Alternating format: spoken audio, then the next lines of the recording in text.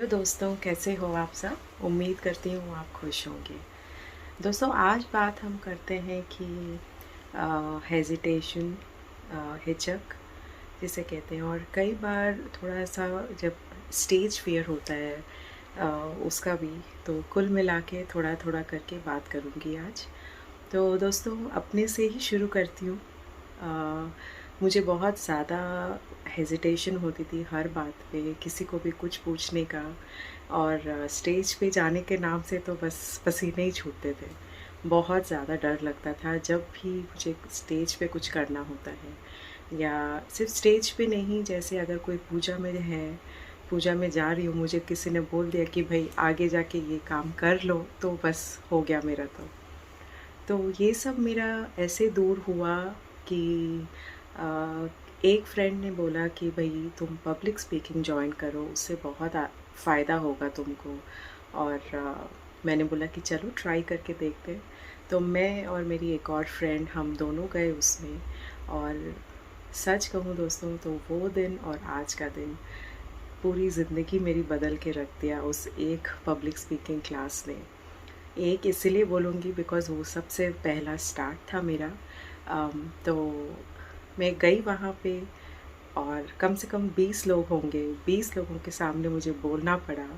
जैसे ही मैंने शुरू किया बोलना, मुझे लगा कि बस हो गया, बस अब मैं और नहीं कर पाऊँगी।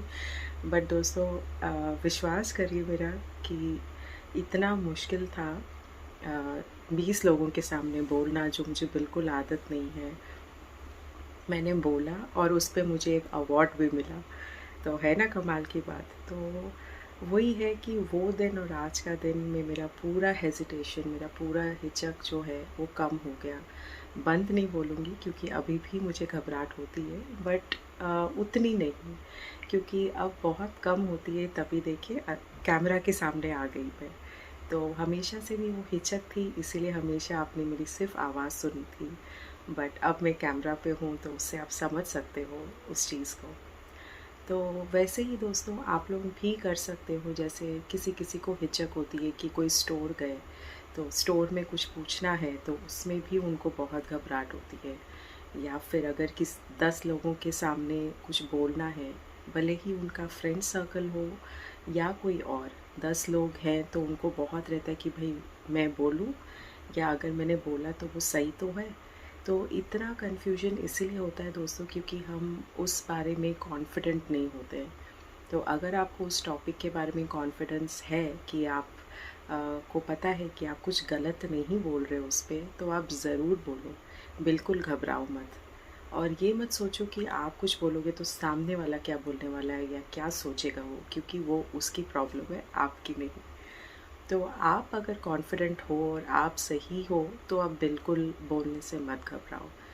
अम, तो मैं ये ज़रूर बोलूँगी कि जैसे अगर फ्रेंड्स का बात हुआ, लाइक 10 फ्रेंड्स हैं आपके, और उसमें से कोई एक टॉपिक उन्होंने बोला और आपको उसके बारे में नॉलेज नहीं है, तो तब आप थोड़ा पीछे हट जाओ, कुछ उस पे बोलो मत, सिर्फ सुनो। क्योंकि जिस चीज़ के बारे में आपको आधी नॉलेज है या है ही नहीं, उस पे आप क्या बोलोगे। और उस पे अगर आप बोलोगे तो आप मजाक का कारण बन सकते हो, है ना। तो वैसा काम मत करना। अगर आपको पता है थोड़ा भी उसके बारे में, तो भी थोड़ा भी, मतलब अगर सही पता है तो ही बोलो, वरना कोई दिक्कत नहीं है, आप चुपचाप सुन भी सकते हो। पर उसके बाद में आप देख सकते हो कि हाँ भाई, उसने उस टॉपिक पे बात किया, तो मैं थोड़ा रिसर्च करता हूँ, मैं थोड़ा देखता हूँ उसके बारे में, और फिर मैं नेक्स्ट टाइम कभी बात हुआ तो बात करूँगा, है ना। तो ऐसा नहीं है दोस्तों कि सबको ही हमेशा बोलना पड़ता है जब 10 लोग के बीच में रहते हैं या 20 लोग के बीच में रहते हैं कि भाई बोलना ही है तुमको। ऐसा कुछ भी नहीं रूल है। आप सुन भी सकते हो, बट अगर आपका मन करे बोलने का, तो आप वैसी बात बोलो जो एकदम कॉन्फिडेंट रहे, और आपको पता है कि आप गलत नहीं बोल रहे हो उसके बारे में। कोई भी इन्फॉर्मेशन गलत देने से बेटर है दोस्तों कि आप चुप ही रहो। तो पहले इन्फॉर्मेशन इकट्ठा करो, गैदर करो उसको, और फिर बोलो।